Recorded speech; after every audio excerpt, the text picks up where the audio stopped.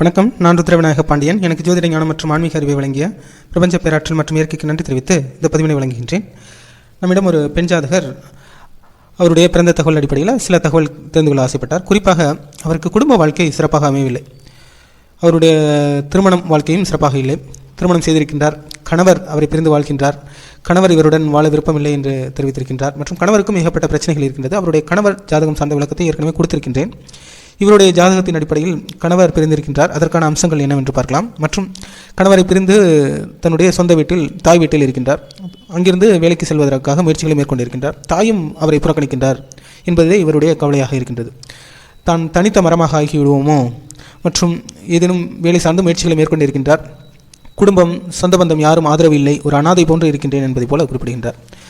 இதற்கு என்ன காரணமாக இருக்கின்றது, இவருடைய ஜாதகத்தில் அம்சங்கள் தான் என்னவாக இருக்கின்றது மற்றும் இவருக்கு இதிலிருந்து மீள்வதற்கு வாய்ப்புகள் எந்த அளவுக்கு தென்படுகின்றன என்பதையெல்லாம் நாம் சற்று தெளிவாகவும் விளக்கமாகவும் பார்க்கலாம். இவருடைய நவாம்சம், ராசிக்கட்டம் மற்றும் தசாபதி அடிப்படையில் பலன்கள் என்ன சொல்கின்றன என்பதை தெரிந்து கொள்ளலாம். நவாம்சத்தின் அடிப்படையில் இவருக்கு குறிப்பாக இவருக்கு பார்க்க வேண்டும் என்றால் தாய் மற்றும் கணவர், குடும்பம், இந்த மூன்று அமைப்புகள் இது எவ்வாறு இருக்கின்றது என்பதை அலசி ஆராயலாம். இவருடைய லக்னத்திலிருந்து 2ஆம் இடத்தில் சுக்கிரன், அதாவது 4ஆம் அதிபதியான சுக்கிரன் 2ஆம் இடத்தில் வந்தாலும் கூட 2ஆம் அதிபதியான சூரியன் அவருக்கு மறைகின்றார். அதன் அடிப்படையிலே குடும்பம் இது போன்ற பிரச்சனைகள் எல்லாம் இருக்கத்தான் செய்கின்றன. மற்றும் 4ஆம் இடத்தில் புதன், ராகு, இதுபோன்று ராகு 4ஆம் இடத்தில் வந்தாலே தாய் சார்ந்த கவலைகள், பிரச்சனைகள், வீடு சார்ந்த இயக்கம், ஒரு இடத்தில் இருக்கக்கூடிய தன்மை இல்லாமல் அது 3ஆம் அதிபதி 4ஆம் இடத்தில் வருவதன் அடிப்படையில் வீடு சார்ந்த கவலை, இயக்கம் மற்றும் தாய் சார்ந்த பிணக்குகள் எல்லாம் வருவதற்கு வாய்ப்புகள் உண்டு. மற்றும் 5ஆம் இடத்தில் செவ்வாய் ஆட்சியாகவே இருக்கின்றார். அதன் அடிப்படையில் தந்தை சார்ந்த யோகம் ஒரு குறிப்பிட்ட காலத்திற்கு கிடைத்திருக்கும். ஆனாலும் 9ஆம் அதிபதி நீச்சம், அவருடைய 6ஆம் அதிபதி நீச்சமாகி 7ஆம் இடத்துக்கு வருகின்றார். பொதுவாக 7ஆம் இடத்தில் நீச்ச கிரகம் இருந்தாலே அவர்களுக்கு திருமணம் சார்ந்த பிணக்குகள் வந்து சரியாகும். அதுதான் இவருடைய அம்சமாக இருக்கின்றது. அதுவும் 7ஆம் அதிபதி 11ஆம் இடத்தில் வருகின்றார்.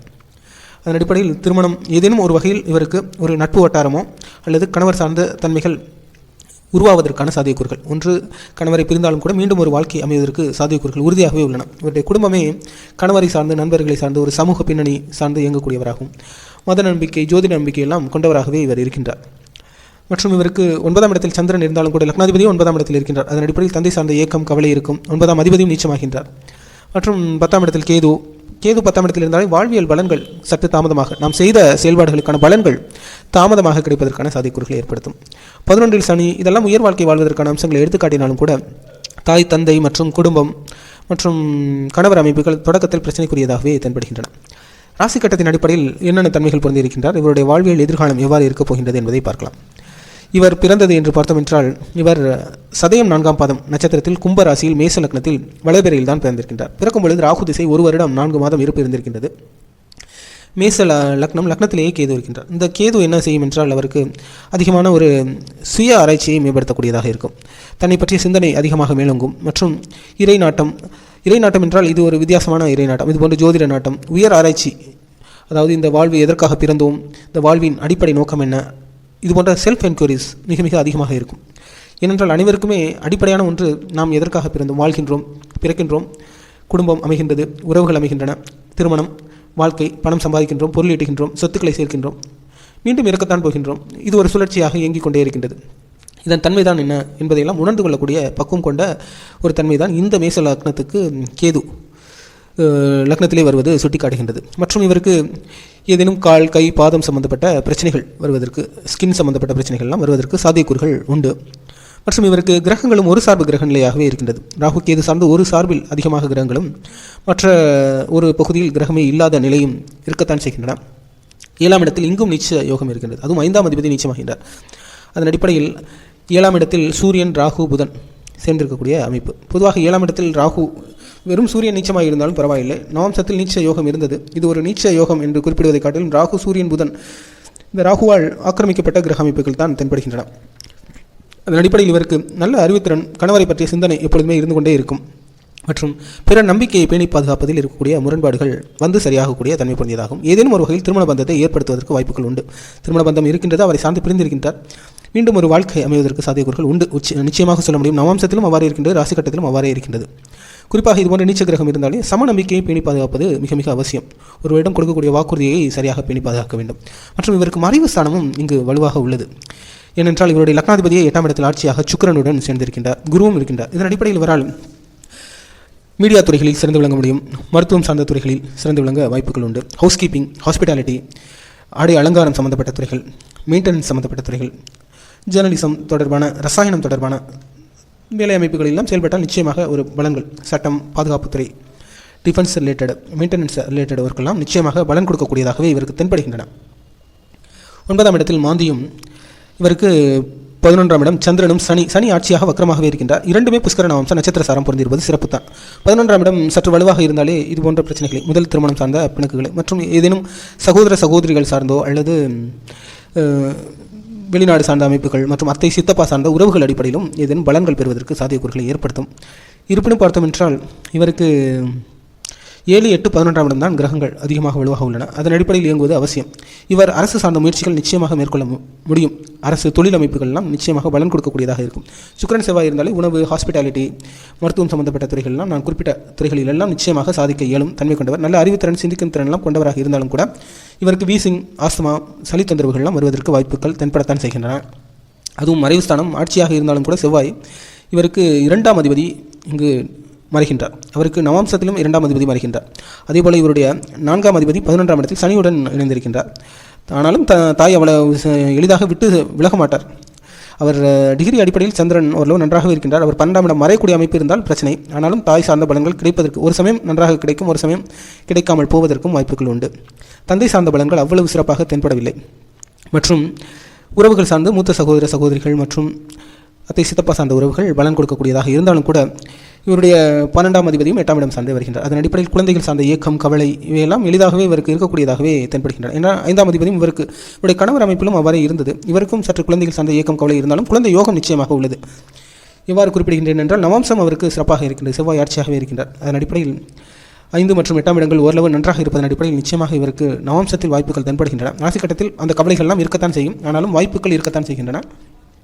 இவர் சற்று அரசு சார்ந்த முயற்சிகள், வேலை சார்ந்த முயற்சிகளில் ஈடுபடும் பொழுது நல்ல ஒரு வாழ்க்கை வாழக்கூடியவராகவும், ஏதோ ஒரு அடிப்படையில் இவருக்கு மறுபடியும் ஒரு பிரிந்த கணவர் சேர்வதற்கு, கணவர் சார்ந்து ஏற்கனவே பிரச்சனைகள் அதிகமாக உள்ளன, அவரை சார்ந்து வாழ்வதை காட்டிலும் இவருக்கு முறைப்படியான செயல்பாடுகளின் அடிப்படையில் கண்டிப்பாக இவருக்கு ஒரு நல்ல வாழ்க்கை அமைவதற்காக, ஒரு நல்ல வாழ்க்கை துணை கிடைப்பதற்கு சாத்தியக்கூறுகள் இருந்தாலும் கூட ஒரு கம்பேரிசன் இருந்து கொண்டே இருக்கும். இவருக்கு எப்பொழுதுமே மற்றவருடைய மனதை புரிந்து கொண்டு அதன் அடிப்படையில் தன்னை மேம்படுத்திக் கொண்டு இயங்கக்கூடியவர்கள் தான் இந்த கிரக அமைப்பை பெற்றிருப்பவர்கள். அதன் அடிப்படையில் கம்பேரிசன் இயல்பாகவே இருக்கும். குழப்பங்கள், சஞ்சலங்கள் இருக்கத்தான் செய்யும். ஆடை, அலங்காரம், ஆபரணம் சார்ந்த இயங்கக்கூடிய தன்மை எல்லாம் இயல்பாகவே இருக்கின்றது. உயர் வாழ்க்கை, அரசியல் சார்ந்த, அரசு சார்ந்த தொடர்புகள், நிச்சயமாக வெளிநாடு சார்ந்த அமைப்புகள்லாம் பலன் கொடுக்கக்கூடியதாக இருக்கும். நீங்கள் வெளிநாடு சார்ந்து பிறந்த இடத்திலிருந்து தள்ளி இருக்கக்கூடிய ஒரு அமைப்புகள் எல்லாம் நிச்சயமாக பலன் கொடுக்கக்கூடியதாக இருக்கும். இவருக்கு நிச்சயமாக தந்தை சார்ந்த பலன்கள் அவ்வளவு அமோகமாக இல்லை. தாய் சகோதரர் நான் குறிப்பிட்ட அடிப்படையில் குடும்பம் சார்ந்த அமைப்புகள் உள்ளன. தாய் முழுமையாக புறக்கணிப்பாரா என்றால் அவ்வாறு சொல்ல இயலாது. தாய் சார்ந்த நவாம்சத்தில் அவ்வாறு தென்பட்டாலும் கூட தாய் சார்ந்த அரவணைப்பு நிச்சயமாக கிடைப்பதற்கும் வாய்ப்புகள் உண்டு. இதுபோன்ற திருமண அமைப்பில் நிச்சயமாக பிரச்சனைகள், பிணக்குகள் இருக்கத்தான் செய்கின்றன. அது நிவர்த்தியாகுமா என்றால் நிச்சயமாக ஏதேனும் ஒரு பந்த பாசம், இணைப்பு வரும். நிச்சயமாக மற்றொரு திருமண யோகம் இவருக்கு இருக்கத்தான் செய்கின்றது. அதன் அடிப்படையில் அதை புரிந்து கொண்டு செயல்படுவது மிக மிக அவசியம். இருவருக்குமான பரஸ்பர நம்பிக்கை, புரிதல் மிக மிக அவசியமான ஒன்றாக இருக்கின்றது. தசாபத்தி அடிப்படையிலும் பார்க்கும்பொழுது இவருக்கு முதலில் ராகு திசை தான் இருந்திருக்கின்றது. பிறகு குரு திசை, சனி திசை தான் தற்பொழுது சென்று கொண்டிருக்கின்றது. 2032 வரையுமே சனி திசை தான் இருக்கின்றது. அவருக்கு நவாம்சத்திலும் 7ஆம் அதிபதி சனி, அவர் 11ஆம் இடம் வந்திருந்தார். அதன் அடிப்படையில் திருமண யோகம் இந்த சனி திசை காலம் சிறப்புத்தான். 2032 வரை இருக்கின்றது. சனி சார்ந்து இப்பொழுது எந்த புத்தி சென்று கொண்டிருக்கின்றது என்றால் சனி சார்ந்த சந்திரன் புத்தி தான் சென்று கொண்டிருக்கின்றது. அதன் அடிப்படையிலே தாய் சார்ந்த பிரச்சனை வந்திருக்கின்றது. சனி சந்திரன் என்றாலே சனி 4ஆம் இடத்துக்கு இயங்கக்கூடியவராக இருப்பார். அதன் அடிப்படையில் இதுபோன்ற தாய் சார்ந்த பிரச்சனைகள், கவலைகள் இருந்தாலும் ஆனால் முழுமையாக அவருடைய ஆதரவு இலக்க நேரிடுமா என்றால் அவ்வாறு எடுத்துக்கொள்ள முடியாது. ஆனாலும் லக்னாதிபதி 8ஆம் இடத்தில் இவருக்கு வருவதன் அடிப்படையில் இவர் சற்று சுயமாகவே இயங்கக்கூடியவராகவும், திடீர் அதிர்ஷ்ட யோகா அமைப்புகள் நிச்சயமாக கிடைக்கக்கூடியதாகவும், சற்று வேற்று ஒருவருடைய ஒரு தயவுகள் எல்லாம் இவருக்கு நிச்சயம் கிடைக்கக்கூடியதாகவும் இருக்கின்றது. கண்டிப்பாக ஒரு கணவர், ஒரு சமூகம் சார்ந்த ஒரு அமைப்பில் இவரால் சிறந்து விளங்க முடியும். அதன் அடிப்படையில் தற்பொழுது இந்த சனி சார்ந்த சந்திரன் புத்தியாக இருப்பதனால் சனியும் சந்திரனும் சேர்ந்தே இருக்கின்றார்கள். அந்த தசாபுத்தி தான் செல்கின்றது. 4ஆம் இடத்துக்குரிய சந்திரனாகவே இருக்கின்றார். அதன் அடிப்படையில் தாய் சார்ந்த பிரச்சனைகள் எல்லாம் வருவதற்கு சாத்தியக்கூறுகளும், கோச்சார அடிப்படையிலும் பார்த்தோம் என்றாலும் கூட சந்திரன் அவருக்கு கும்ப ராசியாக இருக்கின்றார். அதன் அடிப்படையில் இப்பொழுது அவருக்கு பாத சனி சென்று கொண்டிருக்கின்றது. குடும்பம் சார்ந்த பிணக்குகள், பிரச்சனைகள் வந்து சரியாவதற்கான வாய்ப்புகள் இருக்கத்தான் செய்கின்றன. அடுத்து வரக்கூடிய செவ்வாய் திசை அவருக்கு செவ்வாய் புத்தி, சனி செவ்வாய் ஓரளவு நன்றாக இருக்கும். சனி செவ்வாய் என்றாலே அவ்வளவு சிறப்பு இல்லை என்றாலும் கூட இவருக்கு சனியும் ஆட்சி செவ்வாயும் ஆட்சி நிச்சயமாக இவருக்கு யோக பலன்களை கொடுக்கக்கூடியதாக இந்த 10வது மாதத்திற்கு மேல், அக்டோபர் மாதத்திற்கு மேல் நிறைய ஒரு இம்ப்ரூவ்மெண்ட் இவர் வாழ்க்கையில் கிடைக்கும். பிறகு உள்ள கால சூழல் மிக மிக அமோகமாக உள்ளது. இந்த சனி திசை அவர் அரசு சார்ந்த தொடர்புகள், வெளிநாடு சார்ந்த அமைப்புகள், இதுபோன்று வெளி மாநிலம், சற்று தூர அமைப்பில் பயன்படுத்தி கொண்டால் இன்னும் இவருடைய வாழ்க்கை சிறப்பாக இருக்கும். இவர் குடும்பம் சார்ந்து இயங்கக்கூடிய ஒரு கால சூழ்நிலை இவருக்கு இல்லை. அதன் அடிப்படையில் திருமணம் செய்து கொண்டு கணவருடன் சற்று பிறந்த இடத்திலிருந்து தள்ளி இருக்கக்கூடிய வாழ்க்கை இவருக்கு அமோகமான பலன்களை கொடுக்கும். மற்றும் மீண்டும் ஒரு வாழ்க்கை இவருக்கு அமைவதற்கான சாத்தியக்கூறுகள் உண்டு. அவர் தனித்து விடப்பட்டானா என்று எல்லாம் கேட்டிருந்தால் அவ்வாறெல்லாம் நீங்கள் கருத வேண்டியதில்லை. நீங்கள் நிச்சயமாக உங்களுக்கு ஒரு நல்ல ஒரு வாழ்க்கை எதிர்காலம் உறுதியாக அமையும். உங்களால் நிச்சயமாக தனித்தும் சாதிக்கக்கூடிய வல்லமை பெற்ற ஒரு கிரக அமைப்பு, மிக மிக அருமையான கிரக அமைப்பு. ஏனென்றால் 7-8 இடம் சார்ந்த இடங்கள் மிக வலுவாக இருப்பதன் அடிப்படையிலேயே சற்று நீங்கள் போராட்டங்களை எல்லாம் சந்தித்து தான் வாழ்வில் சாதனைகளை புரிய வேண்டும். அதன் அடிப்படையில் கலங்க வேண்டாம், தைரியமாக நம்பிக்கையுடன் செயல்படுங்கள். 2032 வரை சனி தசா இருந்தாலும் அது உங்களுக்கு யோக தசா தான். நிச்சயமாக உங்களுக்கு பலன் கொடுக்கக்கூடிய சனி தசா. சனி முடிந்து அடுத்து வரக்கூடிய புதன் தசாவை எடுத்துக்கொண்டாலும் கூட அவர் 7ஆம் இடத்தில் இருக்கின்றார். அதன் அடிப்படையில் கூட்டு முயற்சிகள், கூட்டு நடவடிக்கைகள் தான் உங்களுக்கு சிறப்பாக அமையும். கணவர் சார்ந்தெல்லாம் இயங்க முடியும். நிச்சயமாக உங்களுக்கு ஒரு நல்ல வாழ்க்கை அமையக்கூடியதாகவே இனி வரக்கூடிய சூழல் இருக்கின்றது. வேலை சார்ந்து இது போன்ற அமைப்புகள், இது போன்ற மீடியா மற்ற துறைகள் எல்லாம் உங்களுக்கு நிச்சயமாக பலன் கொடுக்கக்கூடியதாக இருக்கும். வேலை சார்ந்து இயங்கினால் நிச்சயம் உயர் பதவிகள் எல்லாம் கிடைப்பதற்கு சாத்தியக்கூறுகள் நன்றாகவே இருக்கின்றன.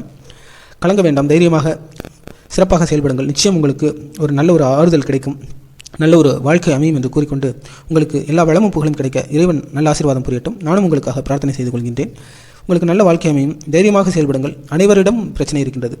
இந்த உலகத்தில் அனைவரும் சரி தவறு மற்றும் நன்மை தீமை அனைத்து கோட்பாடுகளுக்கும் உட்பட்டவர்களே. அதன் அடிப்படையில் நமக்கு மட்டும்தான் இந்த பிரச்சனை என்று கருத வேண்டாம். அனைவருக்கும் பிரச்சனைகள் இருக்கின்றன. அதை எதிர்கொண்டு சமாளித்து வெற்றிகரமாக அதிலிருந்து கடந்து வரும் பொழுது இது ஒரு பிரச்சனையா என்று நமக்கு தோன்றும் பிற்காலத்தில். அதன் அடிப்படையில் நிகழ்காலத்தில் வாழுங்கள். அதிகமாக மன சஞ்சலம், குழப்பங்கள் இருக்கின்றது. அதிகமாக எமோஷனலி பாண்டடாக இருக்கீங்க. அதன் அடிப்படையிலேயே நீங்கள் சற்று அதையெல்லாம் கடந்து வருவதுதான் சிறப்பாக இருக்கும். தைரியமாகவும் நம்பிக்கையுடன் செயல்படுங்கள். உங்கள் வாழ்க்கை சுபிட்சமாக இருக்கும். இறைவன் நல்ல ஆசீர்வாதம் புரிவார் என்று கூறிக்கொண்டு மீண்டும் இதுபோன்ற ஜாதகம் தொடர்பான விளக்கப்பதிவில் உங்களை சந்திக்கின்றேன். புவியுள்ள காலமெல்லாம் புகழோடு வாழ்ந்திடுவீர். வையகம் செழிக்க வாழ்க வளமுடன்.